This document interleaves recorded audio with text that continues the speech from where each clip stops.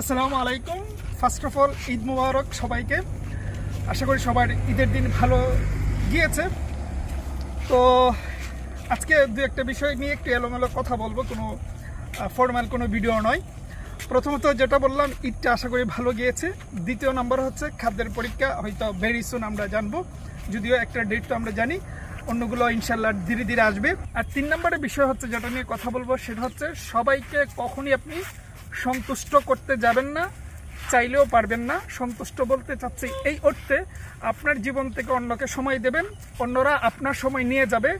আপনি ব্যর্থ হলে লাইফে কখনোই তারা বলবে না যে তাদেরকে আপনি সময় দিয়েছেন। সুতরাং আপনার লাইফ থেকে সময় দিয়ে কাউকে সন্তুষ্ট করার চেষ্টা করবেন না। এটা একটা বড় ধরনের ভুল, আমি বলবো আপনারা এই কাজটি করবেন না। সহজ কথায় সবাইকে সন্তুষ্ট করতে যাবেন না। আচ্ছা, কেন আজকে এই সময়ের কথা বলছি? এটা লাইফের সব জায়গাতেই এই সময়ের মূল্য রয়েছে। সিম্পল একটা উদাহরণ দিয়ে, আমার এই ইউটিউব দিয়ে প্রচুর মানুষ আমার হোয়াটসঅ্যাপে বা মেসেঞ্জারে নক দেন, কিন্তু আমি যদি রিপ্লাই না দিই সাথে সাথেই গালাগালি শুরু করে দেন। অনেকে এমন প্রশ্ন করে যেটা হয়তো, উদাহরণস্বরূপ একজন একটা জবের কথা বলে, এটার সুযোগ সুবিধা কী, মানে এটার উত্তর দিতে গেলে তো আমাকে প্যারাগ্রাফ লিখতে হবে, সেই সময় তো আমার নেই, কিন্তু আমি রিপ্লাই না করলে আপনারা গালাগালি করেন।